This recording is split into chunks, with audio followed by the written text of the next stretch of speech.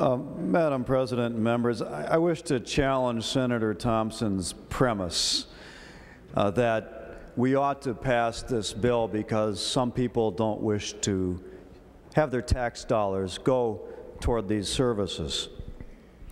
Well, I personally would not like to see my taxpayer dollars go to pay for an education tuition tax credit for Catholic school students. I don't think it's appropriate. I have a moral and religious objection to paying for other parents who want to send their kids to a private religious school to get religious education, but that seems to be something that passed the Senate earlier this year to allow that to happen. Do I have the right to opt out where my taxpayer dollars go in that regard? If it becomes law, I don't get to opt out. I personally would not like to have my tax dollars go to pay for the interest deductions on the mortgages for someone's second home. I just don't think that's appropriate. First home, okay, let's talk about that policy. But a second home, if someone can afford a second home, they can afford to pay the interest on their mortgage without the taxpayers subsidizing that purchase. I personally object to that, but I don't have a right to opt out. I personally would not have wanted my taxpayer dollars to go to pay for the war in Iraq, not to mention the thousands of American lives that it cost. I had a problem with it.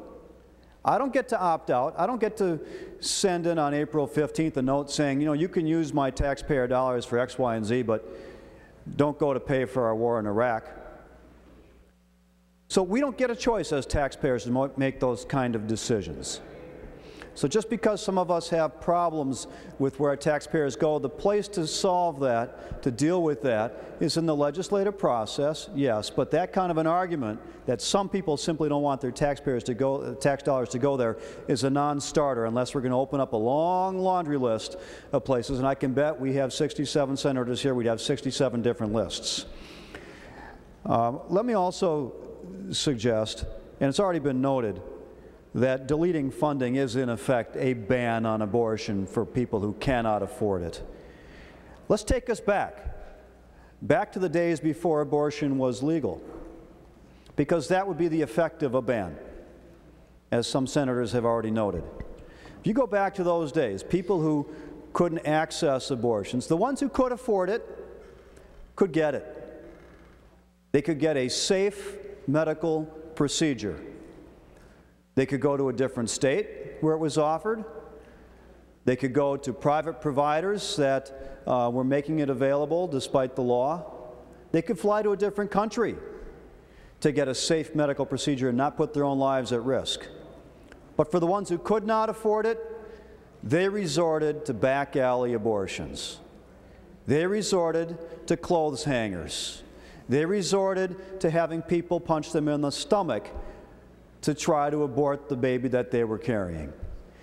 There were a lot of women who died or were needlessly permanently maimed because they could not get a safe, affordable abortion.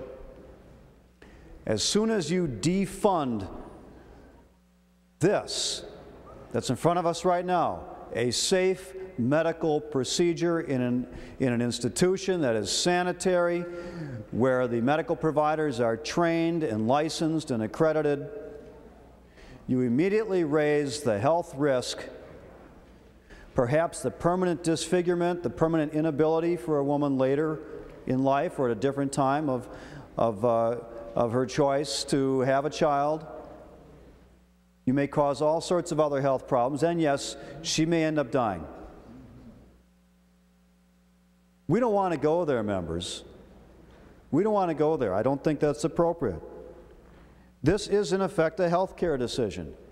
And if we're going to start picking and choosing which medical procedures are available to the poor, or are not available to the poor, but are available to others in our health care system, we again start down a long road that leads to nowhere but chaos and inequity. I urge you to oppose this bill.